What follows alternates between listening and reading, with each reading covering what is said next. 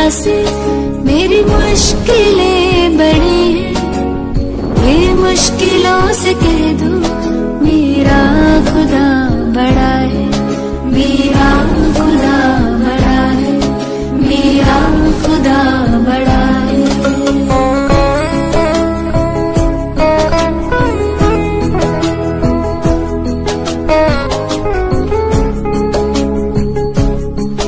अग्नि में तप के सोना है और भी निखरता, अग्नि में तप के सोना है और भी निखरता, दुर्गम को पार करके हिमालय कोई चढ़ाए, लाएगी रंग मेहनत आखिर तुम्हारी एक दिन, लाएगी रंग मेहनत आखिर तुम्हारी एक दिन, होगा विशाल करवल वो बीज जो पड़ा है। ये मत कहो खुदा से मेरी मुश्किलें बड़ी हैं, ये मुश्किलों से कह दो मेरा खुदा बड़ा है, मेरा खुदा बड़ा है, मेरा खुदा बड़ा है।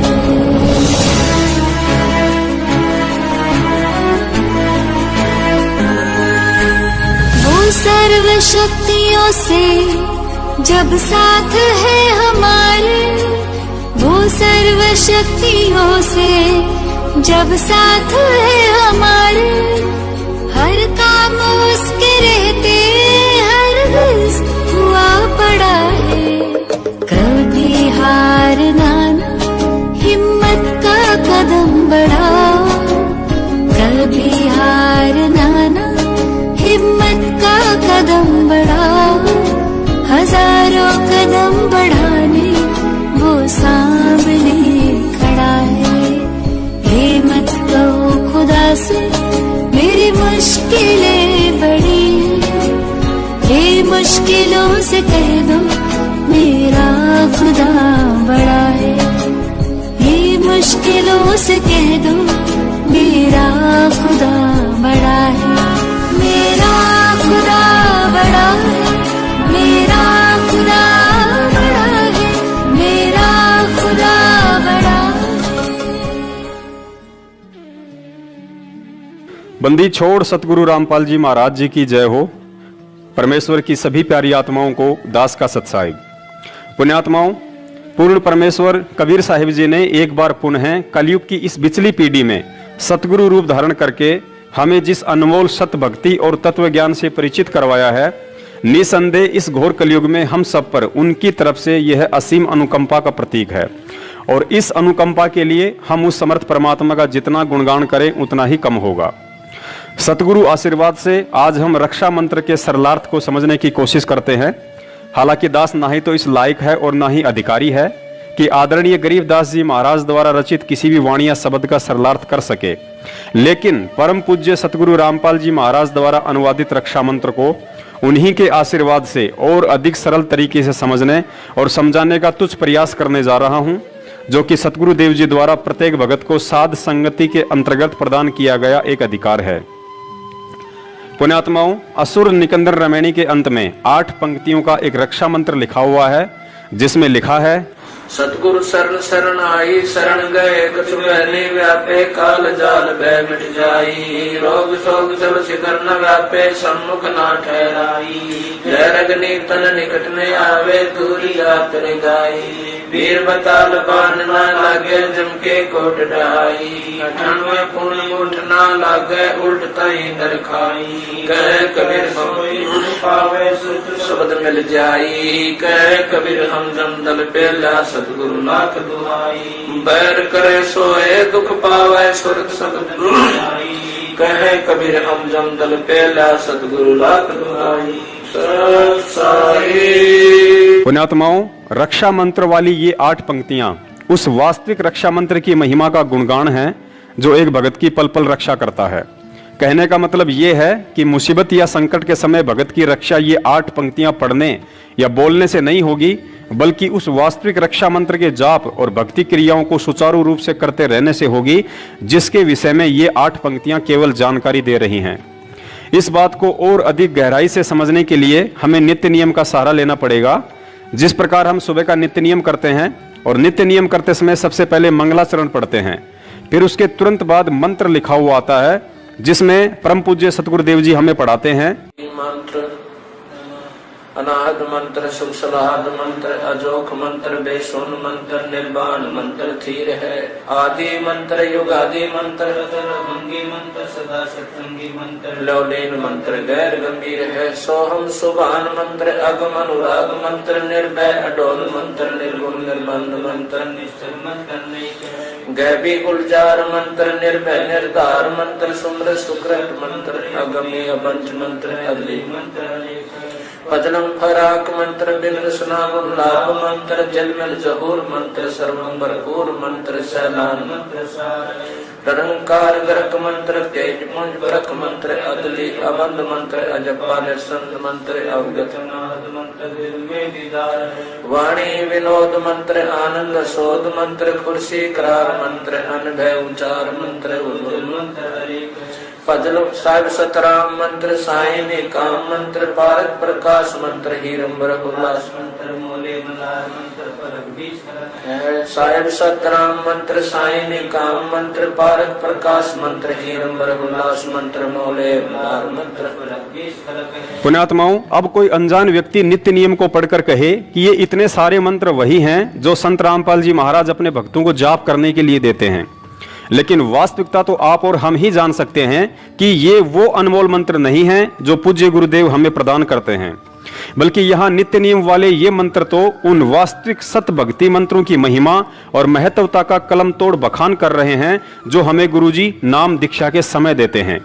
यहाँ सिर्फ आदरणीय गरीबदास जी महाराज जी ने हम तुच्छ बुद्धि जीवों को समझाने की कोशिश की है कि हे पुण्यात्माओं, तुम्हें सतगुरुदेव द्वारा जो प्रथम मंत्र और सतनाम दिया जाता है, तुम इन मंत्रों को ऐसे ही मत जानना। ये वो अनमोल मंत्र हैं जो युगों युगांतर बाद कुछ ही सौभाग्यशाली आत्माओं को प्राप्त होते हैं। और फिर हमें ये विश्वास दिलाने के लिए कि यह सप्त गायत्री मंत्र और सतनाम कितना अनमोल है, कुछ इस तरह बताया। अनाहद मंत्र अर्थात नाम दीक्षा के वक्त सतगुरु हमें जो मंत्र देते हैं उसकी कोई अनाहद यानी सीमा नहीं है, चाहे कितना ही जाप क्यों ना करो। सुख सलाहद मंत्र अर्थात यह अनमोल मंत्र सदैव सुख प्रदान करने वाला है। अजोख मंत्र अर्थात यह अनमोल मंत्र इस सृष्टि में अद्वितीय है, इसके समान दूसरा अन्य कोई मंत्र नहीं है जो शरीर कमलों में विराजमान पांचों प्रधान देवताओं ब्रह्मा विष्णु महेश गणेश और दुर्गा जी का ऋण उतारने में सक्षम हो। बेसुन मंत्र अर्थात जिस मंत्र को आपने आज से पहले कभी किसी से नहीं सुना हो, यह बिल्कुल नूतन यानी नया मंत्र है। इसे केवल स्वयं परमेश्वर कबीर साहिब ही सतगुरु रूप में आकर विशेष आत्माओं को सुनाते हैं, इसलिए इसे बेसुन मंत्र भी कहा जाता है। निर्वाण मंत्र थीर है अर्थात इस मंत्र के जाप से थीर यानी स्थायी और निर्वाण यानी मोक्ष प्राप्त हो जाता है। आदि मंत्र युगादि मंत्र, इस मंत्र को आदि मंत्र इसलिए कहा जाता है क्योंकि यह मंत्र सृष्टि की आदि यानी शुरुआत से ही प्रचलित है, और युगादि मंत्र इसलिए कहा जाता है क्योंकि प्रत्येक युग की आदि यानी शुरुआत में परमेश्वर कबीर साहिब जी सतगुरु रूप में आकर अपनी आत्माओं को यह मंत्र प्रदान करते हैं। अचल अभंगी मंत्र अर्थात यह मंत्र अचल है, स्थायी है, इसमें कभी भी परिवर्तन नहीं होता है, और अभंगी इसलिए है क्योंकि यह कभी भी भंग यानी खंड नहीं होता है। सोहम सुभान मंत्र अर्थात आदरणीय गरीबदास जी महाराज जी ने बताया कि यह सोहम नाम का मंत्र विशेष कल्याणकारी मंत्र है।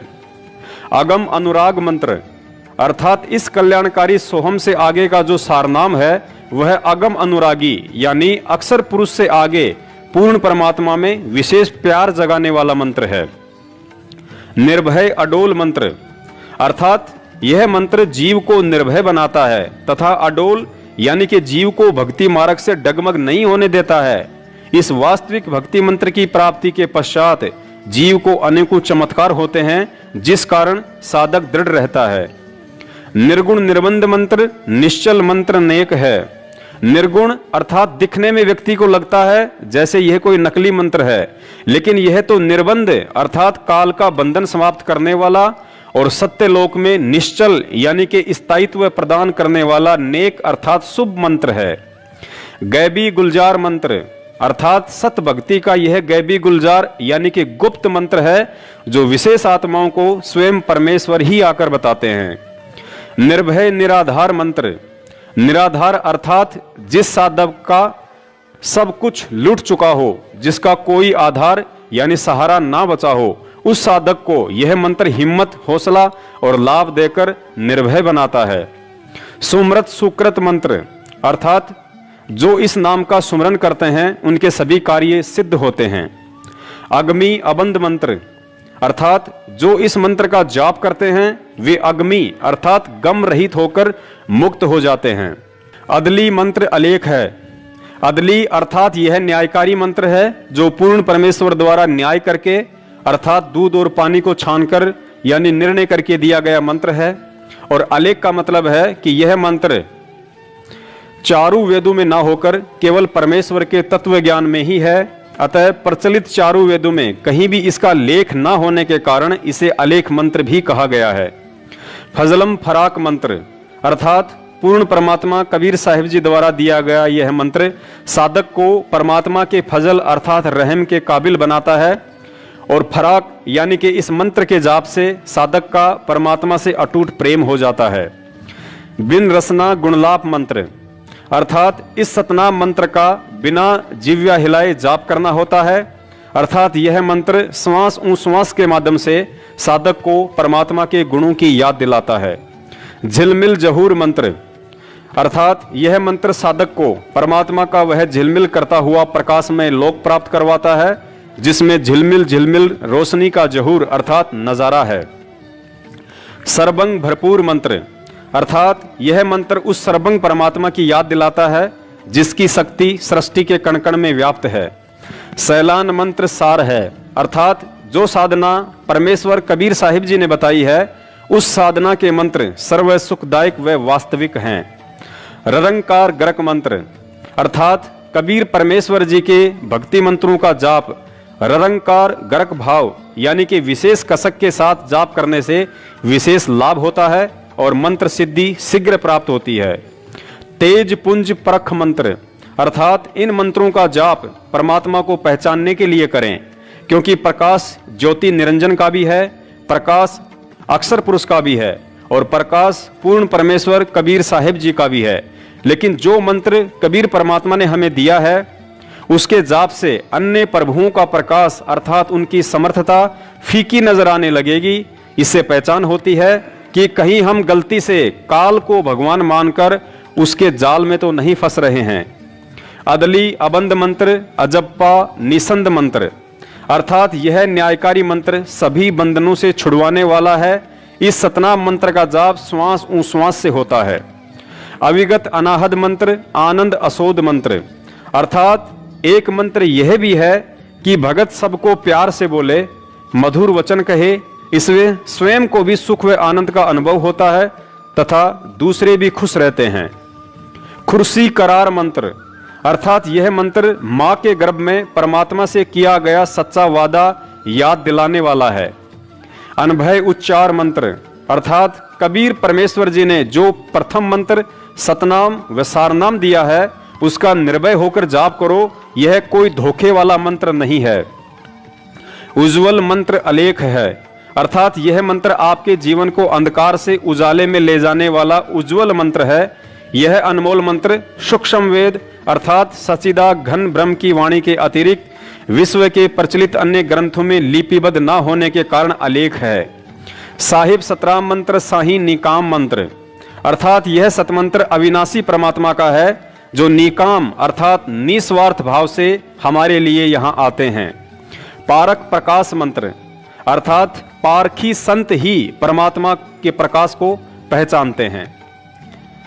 हीरंबर हुलास मंत्र अर्थात परमात्मा हीरे की तरह स्वयं प्रकाशित है। यह हुल्लास अर्थात बड़ी खुशी की बात है। मोले मलार मंत्र पलक बीच खलक है अर्थात उस परमात्मा की भक्ति से जैसे सावन के महीने में विशेष प्रक्रिया खुशी की होती है और मलार गान गाते हैं, तथा उस परमात्मा ने सर्व संसार को पलक झपकने जितने समय में उत्पन्न किया, फिर विधान बनाकर छोड़ दिया। कर्मा अनुसार नर मादा से उत्पत्ति होती है और निर्धारित समय पर मृत्यु हो जाती है। इसलिए जन्म मरण तथा बुढ़ापे के कष्ट से मुक्ति के लिए उस परमात्मा के मंत्रों का जाप करना चाहिए।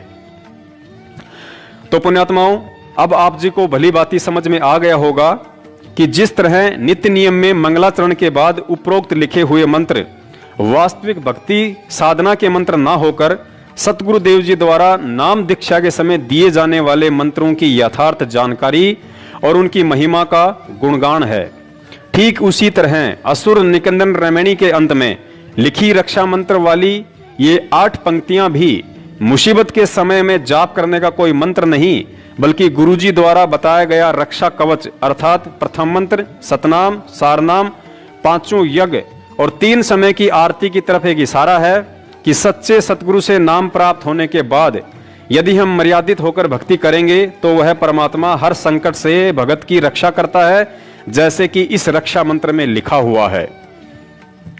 सतगुरु शरण शरणाई, शरण गए कछु भय नहीं व्यापे, काल जाल भय मिट जाही। अर्थात सच्चे सतगुरु जो कि स्वयं पूर्ण परमेश्वर कबीर साहेब जी ही होते हैं, उनकी शरण में आने के बाद भगत को किसी भी तरह का भय अपने दिलो दिमाग से निकाल देना चाहिए, क्योंकि मर्यादित भक्ति साधना करने वाले भगत को सतगुरुदेव अपने आशीर्वाद का कवच पहना देते हैं, जिसे काल भगवान के द्वारा भेद पाना मुश्किल ही नहीं बल्कि नामुमकिन होता है। पुण्यात्माओं, हमें यहाँ इस बात को गहनता से समझना पड़ेगा कि सतगुरु की शरण में रहने का मतलब क्या है। हम रोज सुबह सुबह नित्य नियम में पढ़ते हैं कि ताते सतगुरु शरणा लीजे, कपट भाव जिन दूर करीजे। अर्थात सतगुरु से नाम उपदेश लेने के बावजूद भी ऐसे व्यक्ति को उनकी शरण में नहीं कहा जा सकता है जो तत्व ज्ञान समझने के बाद भी राग, द्वेष, ईर्ष्या, छल, कपट, चोरी, जारी, निंदा, चुगली और अहंकार का बोझ अपने कंधों पर लादे फिरता है। ऐसे व्यक्ति के साथ यदि कोई दुर्घटना होती है तो अनजान लोग भले ही यह बात कहें कि यह व्यक्ति तो संत रामपाल जी महाराज जी की शरण में था, फिर भी संकट के समय इसकी रक्षा क्यों नहीं हुई। लेकिन इस बात का निर्णय तो तत्व ज्ञान और परमेश्वर की मर्यादा ही करेंगी कि वह व्यक्ति संत रामपाल जी महाराज का शिष्य होने के बावजूद भी उनकी शरण में था या नहीं। आगे लिखा है, रोग शोग छल छिद्र न व्यापे, सन्मुख न ठहराई। अर्थात सतगुरु की शरण प्राप्त भगत या भक्तमती को कोई भी ला इलाज रोग पीड़ा नहीं दे पाएगा। भगत को कोई भी ऐसा दुख नहीं आ सकता जो उसके भक्ति मार्ग में बाधा बन जाए। हालांकि यहाँ पर पवित्र गीता जी के अध्याय नंबर 18 के श्लोक नंबर 38 को भी नहीं भूलना चाहिए, जिसमें परमात्मा का विधान है कि भगत का शुरुआती जीवन दुखमय होता है और अंत सुखमय, लेकिन वे कष्ट शारीरिक नहीं बल्कि सामाजिक होंगे और उन कष्टों का सामना करते वक्त भगत में उल्टी दृढ़ता और भगवान पर अधिक विश्वास पैदा होता है। उदाहरण के लिए जैसे आपके परिवार, रिश्तेदार और समाज द्वारा आपका बहिष्कार करना, क्योंकि तत्व ज्ञान युक्त शास्त्र अनुकूल भक्ति आपको सांसारिक और परंपरागत लोक वेद पर आधारित क्रियाओं और भक्ति से अलग करती है, जो उन लोगों को रास नहीं आएगा, तथा काल प्रेरणा से साधक का विरोध शुरू हो जाता है। लेकिन उस समय हमें सतगुरु देव जी के उन वचनों को याद रखना चाहिए जो वचन उन्होंने मुसलमान धर्म के पैगंबर हजरत मोहम्मद साहब को कहे थे कि हे मोहम्मद, मैंने आपको जो भक्ति साधना बताई है वो समाज में प्रचलित लोकवेद वाली साधना से विपरीत है, जिसके चलते लोग आपका विरोध करेंगे, लेकिन आप हिम्मत न हारना और जिहाद से उनका सामना करना। अर्थात जिहाद से मतलब है कि मैंने आपको जो तत्व ज्ञान दिया है उसको आधार बनाकर उनका सामना करना, उन्हें प्रेम पूर्वक समझाने की कोशिश करना, भले आप पर कितने ही कष्ट क्यों ना आए, आप दृढ़ रहना और मुझे अपने पास ही समझना। अतः पुण्यात्माओं, सत भक्ति में भगत पर संकट और दुख अवश्य आते हैं, लेकिन ऊपर आप जी ने समझ लिया होगा कि ऐसी कोई भी तकलीफ परमात्मा नहीं आने देते हैं जिसके चलते भगत का भक्ति से मनोबल टूट जाए। आगे लिखा है, जहर अग्नि तन निकट न आवे, दूरी जात रंगाई। अर्थात सतगुरु के सच्चे भगत को चाहे कोई लाख कोशिश करे, उस पर जहर और अग्नि जैसे काल के शस्त्र भी प्रहार नहीं कर सकते और यदि प्रहार कर भी दिया तो सतगुरु के आशीर्वाद रूपी कवच में कैद भगत का बाल भी बाका नहीं हो सकता। उदाहरण के तौर पर त्रेता युग में भगत प्रहलाद जी अपने इष्ट भगवान विष्णु जी की भक्ति पर दृढ़ थे, जिस कारण उन्हें होलिका द्वारा अग्नि में जलाने की कोशिश भी की, लेकिन अग्नि उनके तन को छू भी नहीं पाई।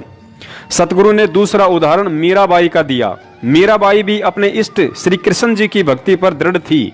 इस बात से रुष्ट होकर जब उसके देवर ने हाथ में तलवार लेकर मीराबाई को जहर पीने के लिए बाध्य किया, तो मीराबाई अपने प्रभु का नाम लेकर विष का प्याला पी गई और बाल भी बाका नहीं हुआ। पुण्यात्माओं, यहाँ एक बात हम भक्तों के लिए विशेष ध्यान देने योग्य हैं। जिस समय प्रहलाद भगत की अग्नि से और मीराबाई की जहर पीने से रक्षा हुई, उस समय वे दोनों आत्माएं ना ही तो किसी सतगुरु की शरण में थी और ना ही परमात्मा से सतनाम प्राप्त था, लेकिन इसके बावजूद भी उनके प्रारब्ध के भक्ति कर्म आधार पर और अपने इष्ट देव पर अटूट विश्वास के चलते पूर्ण परमेश्वर कबीर साहिब जी ने उन आत्माओं की रक्षा की, ना कि भगवान विष्णु या श्री कृष्ण जी ने की थी। फिर आप और हम तो सीधे तौर पर आज पूर्ण परमेश्वर की शरण में हैं। ये बात अलग है कि आज वह परमात्मा सतगुरु रामपाल जी महाराज जी के रूप में हमारे साथ है और उनका वास्तविक सतनाम भी हमें प्राप्त है। ऐसे में यदि हम उनकी शरण में हैं, अर्थात उनके द्वारा बख्शीश सतभक्ति को मर्यादा में रहकर कर रहे हैं, तो निश्चित तौर पर जहर और अग्नि जैसे काल के शस्त्र भी भगत को हानि नहीं पहुंचा सकते। और इसी विश्वास के आधार पर दास ने 16 मार्च 2020 को कोरोना वायरस को लेकर जो वीडियो बनाया था और मोदी जी से अपील की थी कि अगर मुझे 1000 कोरोना वायरस से संक्रमित लोगों के बीच भी रखा जाए तो वह परमात्मा कोरोना से मुझे किसी भी तरह की हानि नहीं होने देगा, क्योंकि कोरोना संक्रमण एक रोग है जिसके विषय में रक्षा मंत्र में स्पष्ट लिखा गया है कि रोग शोग छल छिद्र न व्यापे, सन्मुख न ठहराई। रक्षा मंत्र में आगे लिखा है, वीर बेताल बाण ना लागे, यम के कोट डहाई, 98 पुण्य मूठ ना लागे, उल्ट ताही दरखाई। अर्थात गुरुजी ने बताया कि सत भक्ति करने वाले भक्तों के ऊपर वीर और बेताल नाम के इन दो काल एजेंट का भी किसी तरह का दाव नहीं लग सकता, जो कि सूक्ष्म रूप में काल प्रेरणा से भक्तिहीन प्राणियों को कष्ट देते हैं। इसके अलावा गुरुजी ने बताया कि 98 प्रकार के जंत्र मंत्र होते हैं जिनके द्वारा भक्तिहीन प्राणियों को दुखी किया जाता है। अगर मेरे भगत के ऊपर उन जंत्र मंत्रों का प्रयोग भी किया गया तो वह दाव उल्टा उसी व्यक्ति को दुखदाई होगा और भगत की रक्षा होगी। आगे लिखा है, बैर करे सो ही दुख पावे, सुरती शब्द मिल जाही, कहें कबीर हम जमदम पेल्या, सतगुरु लाख दुहाई। अंत में सतगुरुदेव जी ने बताया, यदि मेरे भगत से कोई राग द्वेष या ईर्ष्या भाव रखेगा तो वह स्वयं ही दुखी रहेगा और मेरे भगत की भक्ति बढ़ेगी। शब्द में सुरती अर्थात नाम मंत्र में भगत का और अधिक विश्वास बढ़ेगा। कबीर साहिब जी कहते हैं कि मेरे नाम के आगे यमदूतों के दल डर कर भाग खड़े होते हैं। इस बात को मैं सतगुरु की दुहाई देकर कहता हूं।